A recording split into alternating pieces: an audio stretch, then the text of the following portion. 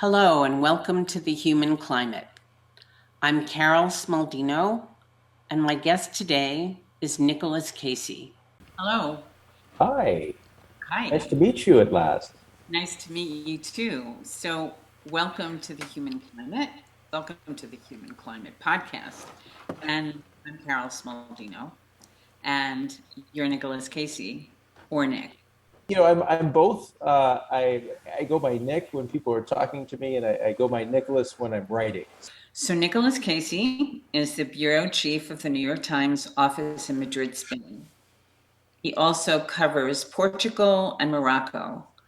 Nick's piece on June 27th of this year in the New York Times is called My Father Vanished When I Was 7. The Mystery Made Me Who I Am. I know I'm not alone. I know even from the comments that I'm not alone in having felt riveted, fascinated, pulled in, almost enmeshed actually in your whole story. So my first plan was to read quotes from the story and then ask you something about them. Sure. But I I'm going to do a little of that, but I kind of pulled back. I sort of pulled back from the feeling of sinking into the story because I felt there were issues for all of us about identity, about race, about disappointment, about magic. I'm going to start with a teeny bit of background. You were an interracial child, your mother white, your father black. And then quickly in the story, you describe this saga, which is like a fairy tale in a way. It's a set of dramas and mysteries of mythical proportions, really. And there is magic also in your dad's arrivals because he is unexpected. And you say when he arrives, it feels like Christmas, except when he scolds you and you get scared. So, is there anything you want to say now, or should I keep going? Yeah, why don't you keep going? Yeah, everything you've said is a good introduction here, and I just love to hear kind of your own impressions as well as a way to kind of get me thinking about it too again. Good. So we could think together. Yeah. Okay. So, during the times of the visits and the lack of the visits, your mother is waiting, as are you, for the arrival of the larger than life human being who sails the seas in discovery and wanderlust in places such as Seoul and Manila.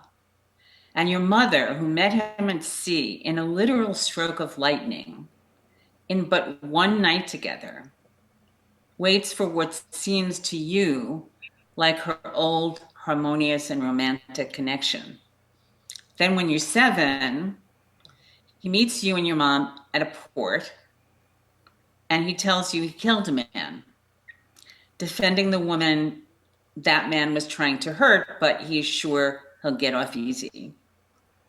And then nothing. Nothing from him or about your father. Nothing for 26 years. Do you want to say anything about the waiting? What that was like?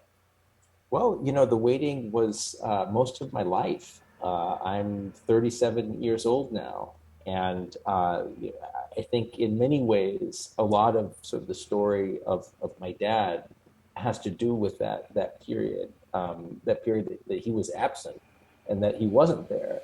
At least at this age that I am now, almost all of my biography, all of my adult life, most of it was in that period that he wasn't there, and during that time where um, I didn't just have an absent father, but also had kind of this idea of who the man was, based off of these just little trace memories that I had of him when he was working on these cargo ships, and he was coming to visit us when I was a kid, and that was my dad up until quite recently, was just that memory. Yeah. So in a way, as you talk, it feels like he was so absent and yet so present in his absence. So there. Yeah, I mean it's a little different story from someone who never met their dad before. And, lots of people have had either absent or mysterious or completely missing dads. But in my case, it was actually that he was someone that I got to know when I was much younger. So my whole relationship with him was during these really early years of my life. And for so much of my life, my only way to get back at to who he was trying to remember these memories that I had from when I was before I was 7, and they were short memories as well. It seems like, I mean, he was so magical in a way, and because he was so far away, it seems like it was really hard to get angry at him, Well, for yeah, and a lot of it's just I think that so many people. I mean, my relationship with my mom is very different. There was a time where she was a very magical person too, but she was with me also when I was a teenager and when I was an adult. And she's, I see her. I saw her just, this year when I went back to the U.S. after I got to Spain. So it's rare that you have, a relative that, the only relationship that you had with them was when you were kind of in this magical state of mind when you were a kid, and that's what my dad, was. It would have been different probably if he had lived with us, if he had raised me the same way that my mom was, and then he had disappeared. That would, I think, be a lot more traumatic than what happened. Although there was, there's a certain trauma that you get from just not having a father present at all. But certainly, if my mom had disappeared, it would have kind of upended my life in a different way. But with my dad, because you were asking about like, sort of what effect this had, and kind of how I was seeing it looking back. It was around the same time that I stopped, believing in Santa Claus as my dad disappeared. He was very much kind of tied up into this kind of child's thinking of kind of myths and magic and what's real and what's not.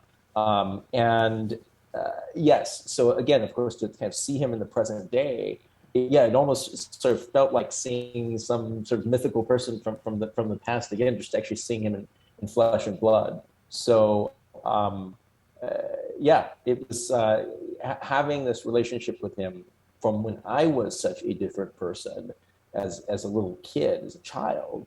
Yeah, that affected everything of how I perceived him.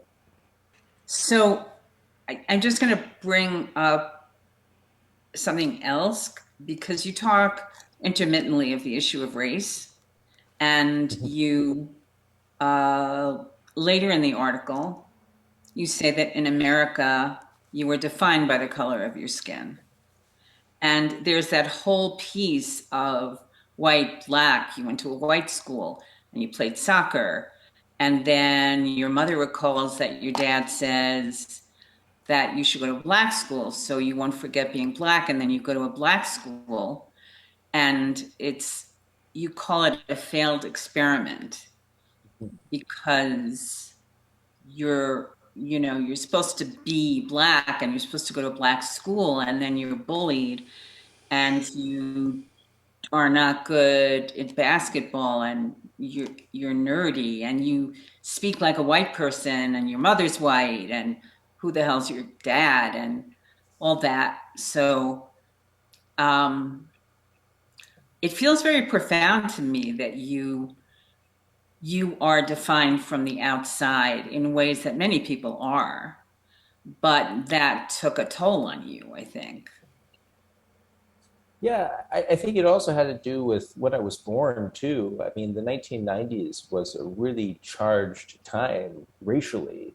I think the only two other times I know of that were quite this way was probably the 60s and the civil rights movement, and now really kind of these last, like, 5 years that we've lived.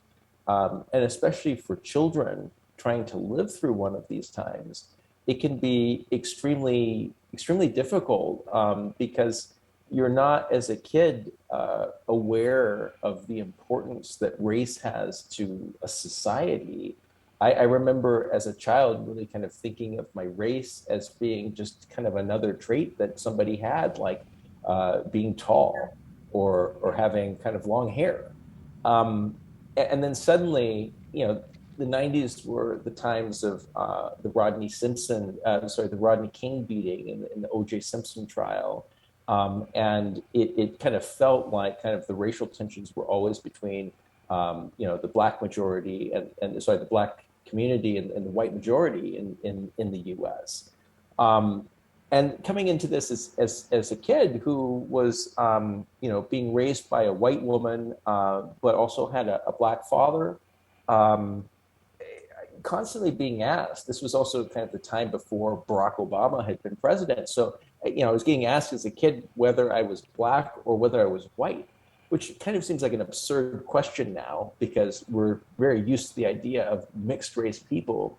But in like 1992, I still was a novelty to a lot of people in California.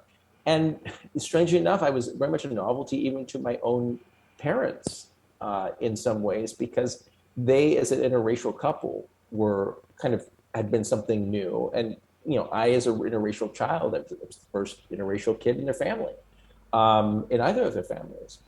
So, yeah, I got caught in the middle of this myself when, as you were saying, my mom had originally sent me to a very high performing school, public school, which also happened to be almost entirely white. And when my dad saw this, he said he was disappointed and that, he did not want me to be taught and always around other white kids, or at least with no black kids in my among my classmates, and kind of made this kind of stray comment, which ended up landing in my mom's head and sort of bothering her, and to the point where she pulled me out of that school, re-enrolled me in another school, which was the opposite racially of the school that I had gone to.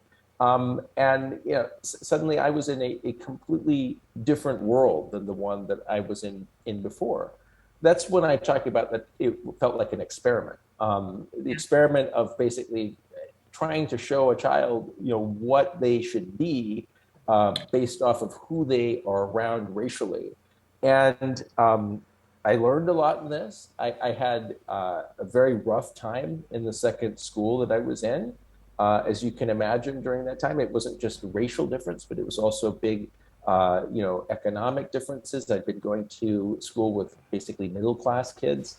Now I was going to school with kids that were, coming from really difficult backgrounds, kids whose parents themselves were struggling, kind of like my mom had been too.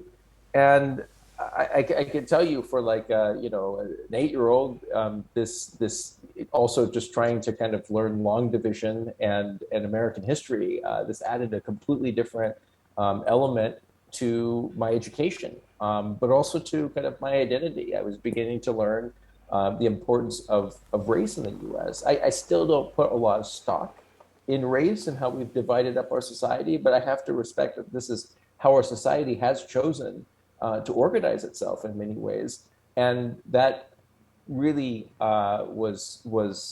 came home to me very early on once I switched schools, and it does show the big impact that actually when we talk about diversity. Um, I've known many people that have talked about diversity in education and the importance of having diversity in diverse classes, but I've really only known one parent who's taken their child from a nearly all white school and taken them to a school of nearly everyone, people of color, and that was my mom. Yeah. And yeah, I think that was a really brave decision on her part. It was brave, but it sort of imposed on you It something. did. Yeah, these are the decisions that Yeah. parents are yeah, these are the decisions that parents must make for their children. Sometimes they're the right decisions, sometimes they may be misguided, but the children don't make these decisions themselves. So No. this was one of the forks in the road that my mother came to, and she picked one. I was thinking after I read the article about being Jewish and about how, let's say, during the Holocaust and even before that, the society superimposes on you that you are elected to be hurt or huddled in a cattle car because someone says you're Jewish. There are many people who did not identify with being Jewish, who were not religious, who were not any of that. But I mean, you really made me think about how you were pushed into a corner in a way and told how you should be. And you weren't that thing. I mean, you weren't certainly only that thing. As you say, it was a part of you. And then I'm jumping ahead to Cuba, but when you're in Cuba, just parenthetically, you say you could be Black and Cuban. And so I've found that very powerful. So I'm gonna return to the story. Now now you find out this extra thing because your mom, even though your dad isn't there, tells you that your dad told her that he came to the US from Cuba and his last name is Ortega. And wow, like that is so powerful because you immerse yourself in all things Spanish. You then, with the help of this kind of fairy godmother nun, it feels, get to this private school where you can kind of really thrive. And you start writing your own classical music, and you are Cuban. So your school gets to go to Cuba, even though the US isn't really traveling to Cuba, and you get to be the ambassador and you get to be welcomed as Cuban, and people feel you're Cuban, and that's wonderful to be welcomed. Okay, so you have this Cuban identity that's is part of you, and you start writing, and you go into places where they speak Spanish, and then you're kind of ish a grown up, and your mom decides that you should seek your father, and she starts pushing that, and she sends you a DNA kit. Um, I don't know who the company was, but never mind. She sends you a DNA kit, and you say no, and then she says yes, and you say no, and then you kind of bite the bullet and you do this thing, and you find, lo and behold, a sister, a girl, a woman who says, "I'm looking for a brother. Is your middle name Wimberly?" Which is a very unusual name, as we know, something you were teased about as well. And so there you are. You find her, you find your siblings, you find your dad, and they're in LA, and you had gone to Stanford, which was close to LA, and then you had lived in LA. And so at one point, your dad said, "I found all my children, but I couldn't find Nick." And the feeling that you write about is he didn't try. So, I mean, that feels like a wonderful homecoming and a big disappointment. Yeah, it was both.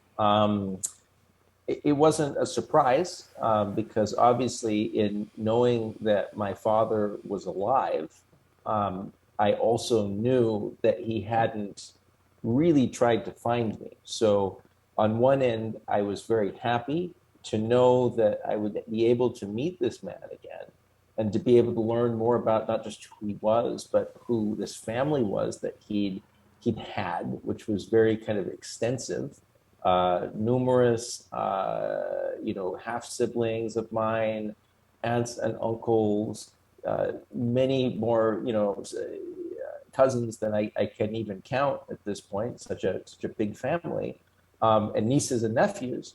But also with that comes the fact that him being still around, it couldn't have been that he had just kind of died after I'd seen him, or he drowned at sea.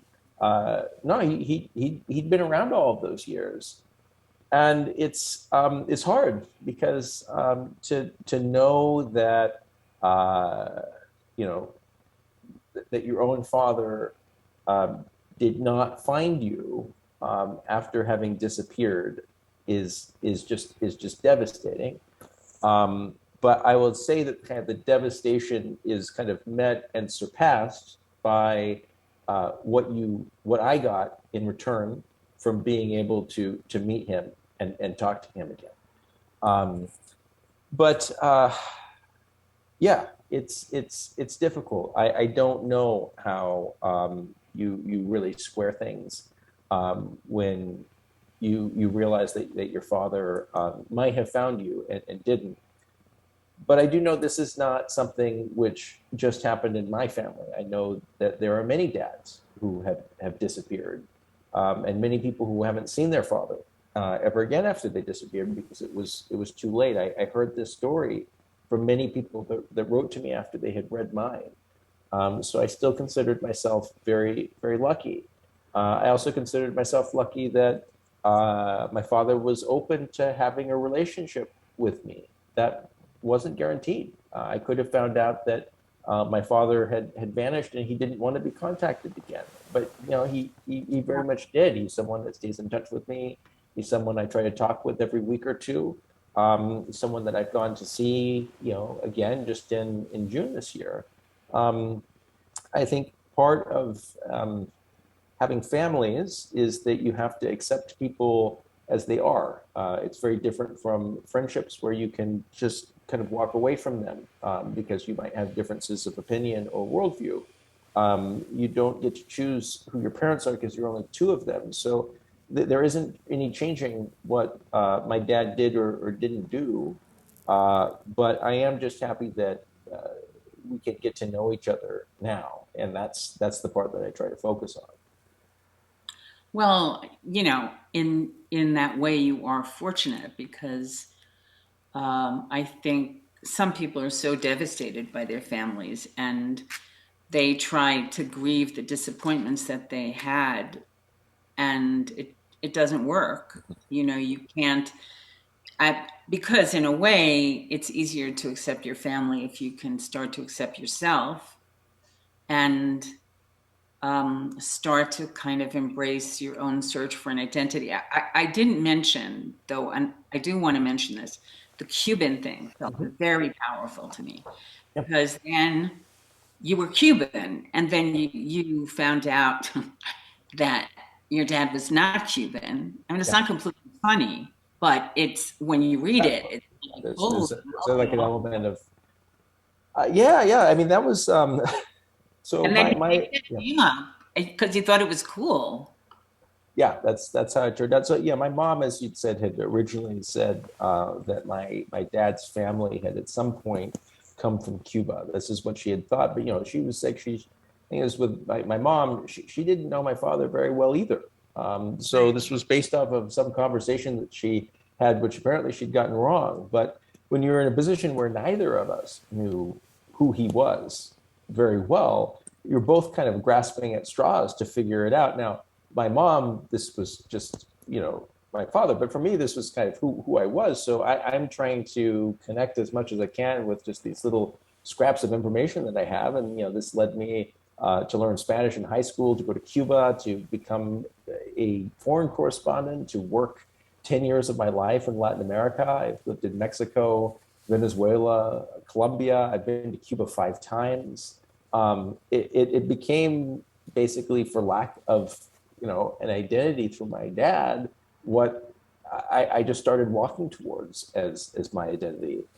And the question is, when I did, end up meeting my dad and asking him about this, it's like, well, no, actually, like my name, the name that your mom had, which was Nicholas Wimberly Ortega, that was just, I just liked that name. It was probably a family name, but I saw it somewhere and I just added it to my license plate because, yeah, I said he thought that it looked cool there, and then he thought it was funny. I thought it was funny too that I had sort of gone down this search thinking I was finding parts of my identity, but actually not. But maybe I was because I don't think one of the lessons I learned out of that part of my life is that your identity is no more than what you make it to be, what you decide it to be. And while I might not have a Cuban dad, this doesn't change the fact that Spanish is the only other language that I speak, that Latin America is the part of the world where I've spent my entire adult life, that I live in Spain now still. And who my dad is actually doesn't change any of that. You know, the fact that I was kind of on a lead that wasn't actually him, it just allowed me to develop a part of myself that probably wouldn't have developed this way if it hadn't been for this wrong piece of information. So in many ways, I Yeah. think it was probably good that I had a bad clue there because otherwise I'd be somebody else. You know, when I read that part, I got so mad at him. And then I thought, well, wait a minute. I mean, this was not true, but it became true. And I thought about the whole thing of what's false, what's true. It's a false piece of information, but it did become part of your identity and who you are. And speaking of that, there's a part at which you say, uh, I'm not just like my dad, I think I am him. And I sort of rebelled at that when I was reading. Mhm. I just I felt your dad is so much larger than life, but your own person, your own quest, your own complexity felt the most haunting to me. And then I started to think about, readers of this article and how it's easy to put you on a pedestal or to feel your story is tragic. I mean, I got that from one person, who wrote to me, it's so sad. I've had, two parents. I've never had anything like that. And I felt, for me at least, that's a mistake. I mean, part of the purpose of this podcast is to decrease the distance between us and each other, us and ourselves, us and them, to find the them and the us and the them. And I feel that all of us have to go through some level of tragedy in giving up magic and giving up perfection. I think it's hard to do when it's too soon and you can't have access, let's say, to the anger and the disappointment in a direct way. But all of us have that journey. And, I remember they had a series on PBS with Joseph Campbell, and was a very important mythologist, and he Oh, wrote, and you know him, so he wrote about the hero's journey and how we kind of die when we're children. We kind of die on an emotional, psychic level because we have to give up the belief in magic, and then we grow into a different identity. And I think that's the job for all of us. So we all have something in common with you. And I guess after reading and rereading the piece, I felt like I had taken you off the pedestal and taken you out of tragic. And you feel just like a real person to me. I want to that's thank you for that. that's good. Yeah, I mean, yeah, it sounds like in some ways you might not have wanted to see the ending that I wrote for it, in the sense of when I said at the end that I kind of wonder sometimes whether I'm not my father. I'll tell you, this also surprised me too because writing that and thinking that because uh, I was also someone who has come to think very strongly that like the person who I am has to do with the decisions that I made. And, as we were talking about in the beginning of this conversation, um, I don't think someone should necessarily have to identify themselves as black or white and that they can choose to be something different or choose that their main identity be that they're, a soccer player or an artist. Um, and I've also thought that like so many of the choices that I've made and what I like to do and becoming a journalist and many of these things were things that sort of came from me. Like I didn't know anybody else who was doing this kind of work. Um, we all really want to believe that we are unique and that we're the only ones like ourselves in the world. This idea was really challenged for me when I started to get to know my dad. And this was just because I hadn't come across someone before that reminded me so much of myself. And the fact that this was not someone who had raised me, this was someone that I barely knew. This was someone I'd only seen a few times until I was 7, and then I didn't see him anymore. It only led me to the conclusion that genetically people's minds may be very similar to each other. And I've often wondered whether I'm not inhabiting some kind of copy of his head. We talk a lot alike to each other. We have so many similar interests. We've read so many of the same books. We argue with each other in such similar ways. It's strange. It's a very strange thing. It's like, I've heard of people who have like met their twin or something. I think this is the closest I'll ever come to something like that. It was almost like I had met someone who had I'd like met myself, who had gotten to like a time machine when he was 80 and come to talk to me. Obviously, we've lived very different lives. He has alcohol issues that I don't have. We're very different human beings, but I could tell that he was my father in a way that was just very, very clear and did not come from him raising me or did not come from him teaching me anything. Um, and I happen to actually really like when I come across a set of facts that really deeply challenges some precepts that I'd had for many years and had held on to. This one being that nurture really ruled over nature. And as I've gotten to know him better, it's made me question a lot of that, and that's part of the reason why I wrote what I did, which was to say, now that I have, that I like to believe that we each decide who we're going to be, and yet looking at him, I wonder whether so many of the decisions that I've made, especially around becoming a foreign correspondent, um, weren't the same pulls that drew him into being a merchant marine and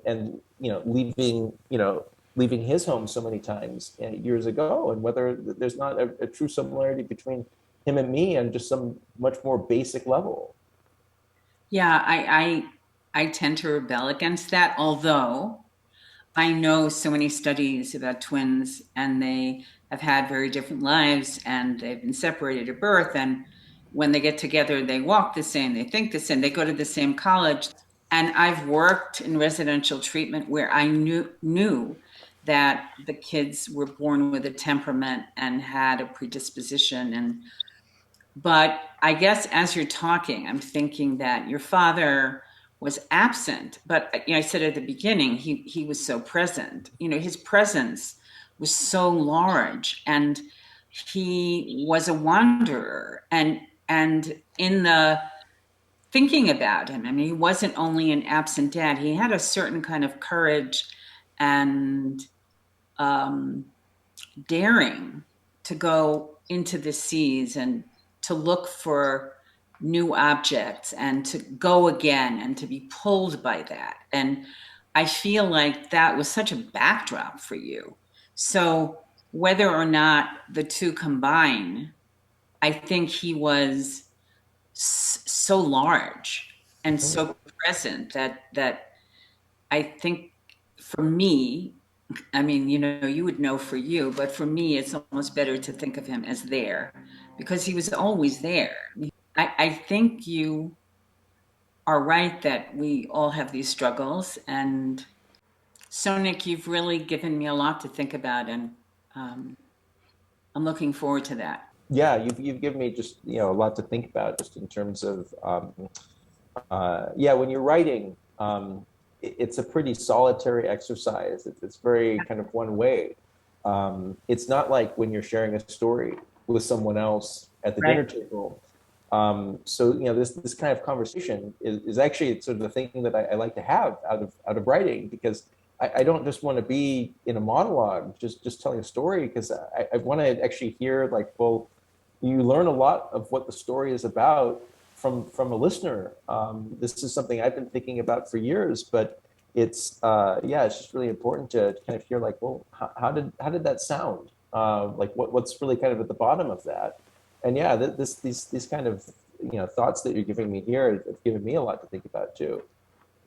Good. I mean, at the end of kind of working up to this conversation, I found myself sort of identifying with everybody in the story, which I kind of like because, you know, I was really mad at your dad, and then I'm not anymore. I'm just Just so he knows, I'm not mad at him anymore. Okay, good.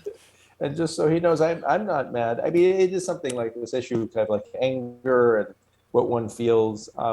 It might have been different if I had found him earlier in my life. And I was a bit surprised. I didn't know what my,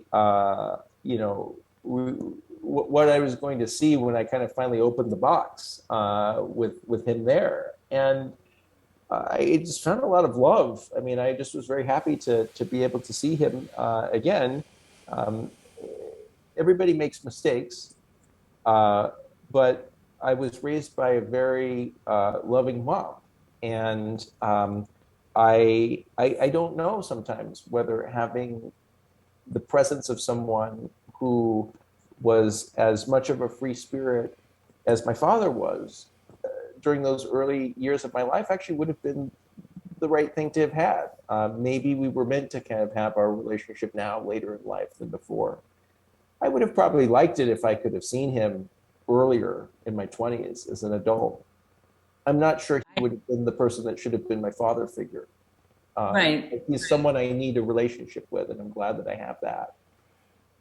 I think, one of the things I thought was that your mother is a little bit the unsung hero here. Yeah, absolutely. Because I think she was the rock. Hmm. And, without her, as you say, all of this movement, all these surprises, all of this knowledge and the lack of knowledge, and I and and the mystery, I think, would have been hard to handle without that rock. So Yeah, no, I mean, in the end, she was the one that stayed to raise me. So she's the one that gets the credit. The article was about him, but that's only because I could write about him in 9,000 words. If I had to write about her, it would have been an entire book and wouldn't have fit in the New York Times Magazine. yeah, and to think that she pushed you to find him, I think is an act of real love. Yeah, it was. It is. Yeah. Well, I think we could go another 3 hours, but Yeah, uh, I think we're good. I yeah. loved having this conversation. This was really great. So, Nicholas Casey, thank you so much for joining us. Thanks for reaching out to me, and thanks for getting this on the calendar and making sure this happened. I think this is going to be a really great podcast. I appreciate it. Okay, great. So, hasta luego. Okay.